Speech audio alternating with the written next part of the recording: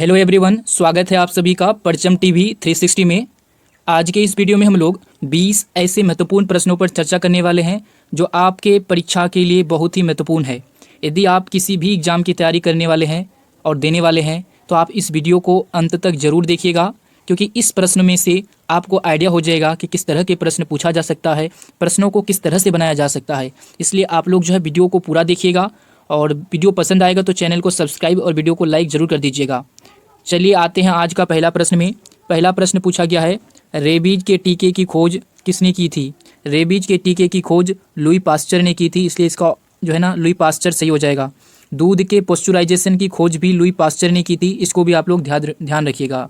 Rabies के टीके की खोज लुई पास्चर और दूध के पॉस्चराइजेशन की खोज लुई पास्चर ने की थी। अगला प्रश्न में आते हैं। दूसरा नंबर प्रश्न पूछा गया है, दूध से दही किस जीवाणु के कारण बनता है? सही जवाब होगा इसका लैक्टोबैसिलस नामक जीवाणु के कारण दूध से दही बनता है। बात कर लेते हैं दूध में कौन सा अम्ल पाया जाता है, तो सही जवाब होगा लैक्टिक अम्ल।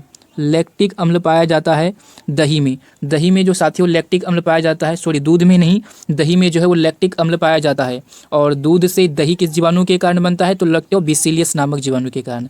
आप लोग वीडियो को यहाँ तक छोड़ के मत जाइए, वीडियो को अंत तक देखिएगा, आगे आप लोगों को जरूर मजा आएगा। प्रश्न नंबर 3 पूछा गया है, पराश्रव्य तरंगों की आवृत्ति कितनी होती है? पराश्रव्य तरंगों की आवृत्ति होती है 20,000 हर्ट्ज से अधिक। 20,000 हर्ट्ज से अधिक आवृत्ति वाली तरंगों को पराश्रव्य तरंगे कहा जाता है, जिन्हें हम लोग मनुष्य नहीं सुन सकते हैं। लेकिन 20 से लेकर 20,000 हर्ट्ज की आवृत्ति वाले तरंगों को हम लोग सुन सकते हैं, इन्हें श्रव्य तरंगे कहा जाता है।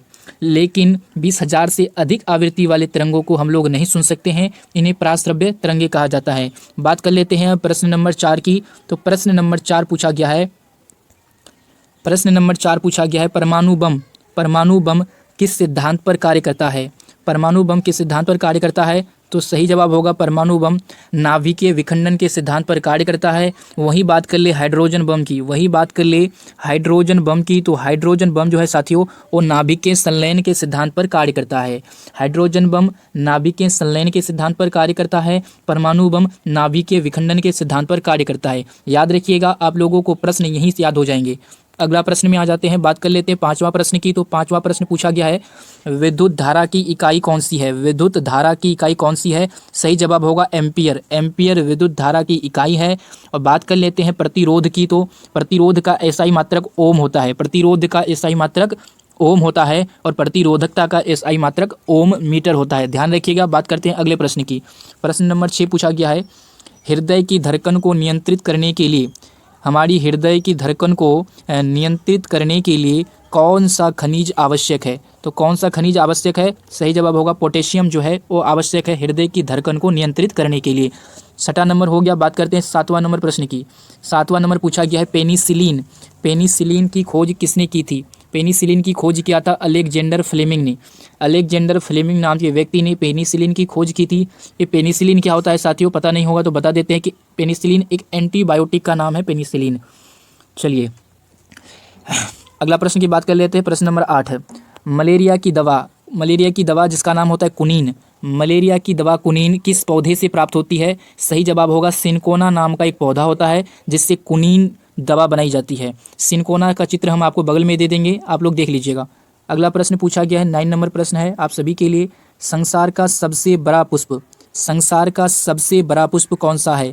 सही जवाब होगा रेफलेसिया नाम का जो पौधा है, फूल है, वो संसार का सबसे बड़ा पुष्प है। बगल में आपको चित्र दिख रहा होगा रेफलेसिया का। 10 नंबर पूछा गया है, संसार का सबसे बड़ा जीवित पक्षी कौन सा है? सही जवाब शुतुरमुर्ग जो है संसार का सबसे बड़ा जीवित पक्षी होता है। और शुतुरमुर्ग का अंडा सब जो होता है वो सबसे बड़ी कोशिका होती है। शुतुरमुर्ग का अंडा सबसे बड़ी कोशिका होती है। और वही बात कर ले मानव में, तो मानव में सबसे बड़ी कोशिका होती है मादा के अंडाणु की। अगले बात कर लेते हैं प्रश्न नंबर 11 में। प्रश्न नंबर 11 की बात कर ले तो प्रश्न नंबर 11 पूछा गया है, संसार में सबसे छोटा पक्षी कौन सा है? संसार में सबसे छोटा पक्षी का नाम हमिंग बर्ड है। प्रश्न 12 में आ जाते हैं। जल्दी जल्दी सभी प्रश्नों को कर लेंगे क्योंकि प्रश्न में जो है ना साथियों ज़्यादा समय नहीं देना है, बस हम आंसर इसका उत्तर देते जाएंगे और आप लोग अपना देख लीजिएगा। प्रश्न नंबर 12 पूछा गया है, मनुष्य ने सबसे पहले किस जंतु को पालतू बनाया था? सही जवाब होगा उत्तर में कुत्ता। कुत्ता जो था साथियों वो मनुष्य ने सबसे पहले पालतू बनाया था। नेक्स्ट क्वेश्चन है, अंतरिक्ष यात्री को बाह्य आकाश कैसा दिखाई देता है? तो सही जवाब होगा काला। क्या आप लोग बता सकते हैं साथियों अंतरिक्ष यात्रियों को आकाश काला क्यों दिखाई देता है? इसका उत्तर यदि आपको पता है तो कमेंट बॉक्स में कमेंट करिए। प्रश्न 14 नंबर पूछा गया है, एटीएम का पूर्ण विस्तार क्या होगा? एटीएम का फुल फॉर्म होता है automated teller machine. Automated teller machine ATM का फुल फॉर्म होता है ऑटोमेटेड टेलर मशीन। प्रश्न नंबर 15 पूछा गया है, संसद का संयुक्त अधिवेशन कौन बुलाता है? संसद का संयुक्त अधिवेशन की बात करें तो अनुच्छेद 108 में संसद के संयुक्त अधिवेशन की चर्चा की गई है। अनुच्छेद 108 में संसद के संयुक्त अधिवेशन की चर्चा की गई है जो राष्ट्रपति के द्वारा बुलाया जाता है। जो राष्ट्रपति के द्वारा क्या किया जाता है? बुलाया जाता है। संसद का संयुक्त अधिवेशन भारत के राष्ट्रपति के द्वारा बुलाया जाता है और अधिवेशन की अध्यक्षता करता है लोकसभा का अध्यक्ष। अध्यक्षता करेगा लोकसभा का अध्यक्ष और बुलाया जाता है राष्ट्रपति के द्वारा। प्रश्न नंबर 16 में पूछा गया है, LBW सभी साथी ध्यान देंगे, LBW जो शब्द है वो किस खेल से संबंधित है? सही जवाब होगा क्रिकेट खेल से संबंधित है LBW। यदि आप लोग क्रिकेट देखते होंगे तो आप लोग को पता होगा कि LBW क्या होता है। इसमें क्या होता है कि बल्लेबाज को एक आउट करने का एक तरीका होता है। बल्लेबाज को आउट करने का एक तरीका होता है जब क्या होता है कि गेंद विकेट से टकराने वाला होता है। जब गेंद विकेट से टकराने वाला होता है लेकिन बल्लेबाज के शरीर के किसी हिस्से से रुक जाती है, गेंद क्या हो जाता है? बल्लेबाज के किसी शरीर के हिस्से से रुक जाती है, विकेट में नहीं लग पाता है गेंद, तब जो वहाँ एम्पायर है जो ना वो LBW से उसको आउट करा सकता है। चलिए अगला प्रश्न की बात कर लेते हैं। प्रश्न नंबर 17 में पूछा गया है, प्रश्न नंबर 17 है, वायुमंडल की कौन सी परत हमें सूर्य की आने वाली अल्ट्रावायलेट किरणों से बचाती है? वायुमंडल की कौन सी परत हमें सूर्य से आने वाली अल्ट्रावायलेट किरणों से बचाती है? सही जवाब होगा ओजोन। ओजोन परत जो है हमें साथियों सूर्य से आने वाली अल्ट्रावायलेट किरणों से बचाती है।